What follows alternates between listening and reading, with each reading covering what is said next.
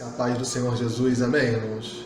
Hoje nós vamos compartilhar mais uma palavra do Senhor e nós vamos intitular com o nome de A Grande Troca do Calvário. Gostaria que você abrisse a sua Bíblia, nós vamos ler dois versículos, um no Salmo de número 89, versículo 14, e depois nós vamos ler no livro de Romanos, capítulo 5, versículo 9. A palavra do Senhor diz assim, no Salmo 89, versículo 14.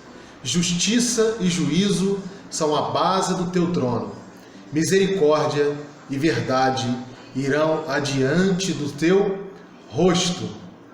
Em Romanos 5, versículo 19, a palavra do Senhor diz assim: porque como pela desobediência de um só homem, muitos foram feitos pecadores, assim, pela obediência de muitos serão feitos justos. Amém? A palavra do Senhor é poderosa.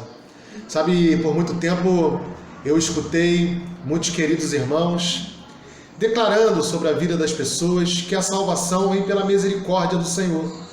Sempre usando versículos que a misericórdia do Senhor, elas se renovam para sempre. Sabe, mas o Salmo 89 traz algo poderoso para a gente. Romanos capítulo 5 também. Sabe, a palavra do Senhor nos deixa claro que o trono de Deus ele é baseado em justiça e juízo. Sabe, o trono de Deus ele está ligado, sabe, ao ato de justiça daquele que foi capaz de apagar o ato do pecado cometido por Adão lá atrás. Sabe, esses dois versículos eles são complementares. Sabe, a salvação ela está intimamente ligada à ideia de justiça e juízo.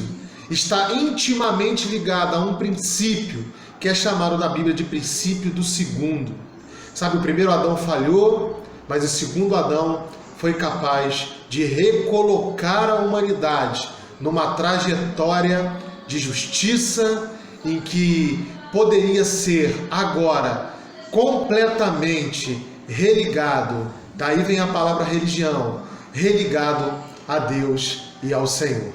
Sabe, eu separei 3 tópicos para que nós possamos compreender o que foi essa grande troca do Calvário. Sabe, o primeiro tópico que eu separei é o princípio da representação. Sabe, Jesus Cristo foi o nosso representante.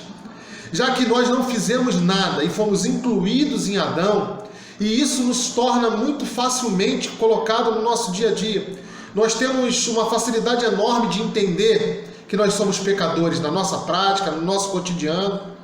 Sabe, e nós nos ligamos a Adão com essa facilidade. Sabe, mas Romanos também fala que pela obediência não nossa. Sabe, não tem nada a ver conosco, é graciosidade de Deus, pela obediência do Senhor, pela obediência de Jesus que foi para a cruz, que nos representou na cruz. Nós agora nos tornamos justos perante o Senhor. Sabe, o Salmo fala, que nós lemos anteriormente, de 2 expectativas. Ou de justiça, quando você paga a dívida que você recebeu. Ou de juízo, quando você não paga a dívida que você recebeu. Sabe, e aqui em Romanos, a gente percebe que por essa representação, o Senhor nos representando, a dívida foi completamente paga. Então, no trono de Deus, quando eu estou na balança do trono de Deus, não por aquilo que eu mereço, não pelas minhas atitudes, mas por aquilo que Ele fez na obra perfeita do Calvário, nessa grande troca do Calvário, Ele me representou e Ele pagou a minha dívida, e agora eu tenho essa expectativa, essa segurança que eu sou salvo, porque eu recebi justiça completamente de graça. Eu sou justo, eu fui justificado, não pelas minhas obras, mas pelo sangue do Cordeiro derramado naquela cruz.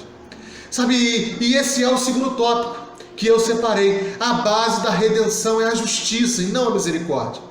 Sabe, a misericórdia do Senhor ela já foi feita e ela se renova porque ela pode ser estendida a qualquer um de nós a cada dia. O Senhor foi misericordioso na obra da cruz. Sabe, Ele olhou para a humanidade caída, que não merecia, e Ele se ofereceu para pagar o preço. Essa foi a grande misericórdia. Sabe, ele poderia olhar e deixar a gente na expectativa de juízo, mas o seu coração misericordioso se colocou no nosso lugar, se apresentou como nosso representante. Sabe, e naquele ato, toda vez que eu olho para aquela cruz, toda vez que a cruz é escrita no coração daquele que crê, sabe, eu recebo salvação. Sabe, mas a minha salvação, ela não está baseada na misericórdia. Eu alcancei salvação pela misericórdia divina, mas a base da minha salvação, da minha redenção, é a justiça, porque eu fui completamente justificado. Sabe, agora existem coisas que o Senhor quer modificar, mudar a nossa mentalidade. Sabe, o terceiro tópico que eu separei são essas cláusulas da nova aliança, que o Senhor quer condicionar a nossa mente, transformar a nossa mente, como Romanos 12 nos fala. Sabe, nós precisamos voltar, nós precisamos tirar a nossa mentalidade de um coração, de uma mentalidade voltada para o Velho Testamento e aprender as novas cláusulas da nova aliança. Sabe, a primeira que eu separei para você é que o Senhor agora quer imprimir as leis no nosso coração e na nossa mente. Sabe, não sou eu, não é a minha capacidade intelectual, mas essa minha vida com intimidade com o Senhor. Sabe, aquilo que eu olho para a Bíblia e parece tão distante de acontecer na minha vida. Aquilo que eu olho para a Bíblia e parece tão distante de eu ir me aperfeiçoando. O Senhor está a cada dia escrevendo na sua mente as leis perfeitas do seu amor. Sabe, e depois o Senhor fala para nós que Ele será o nosso Deus e nós seremos o seu povo. Sabe, você tem que entender... Sabe que quando no ato do batismo de Jesus, Deus olha para ele e diz: esse é meu filho amado. Sabe, quando você se conecta ao Senhor, quando você se conecta a essa troca do Calvário, Ele olha para você e diz: você é meu filho amado. Sabe, agora você é povo do Senhor, você é filho do Senhor, você tem uma herança. Sabe, a Bíblia, ela é verdade, você precisa praticá-la, você precisa crer, porque as coisas vão mudar na sua vida.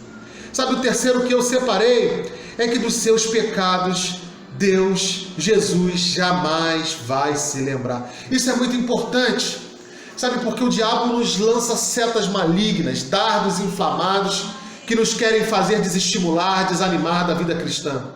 Sabe, às vezes nós não conseguimos fazer aquilo que gostaríamos. Paulo diz pra gente, sabe, o bem que eu gostaria de fazer eu não consigo. O mal que eu tanto rejeito, às vezes ainda pratico. Sabe, mas nesse tropeçar sem intenção, que faz parte da vida cristã, o Senhor tem uma palavra para você. Naquela cruz eu te fiz uma promessa. Dos seus pecados, de todos eles, eu jamais me lembrarei.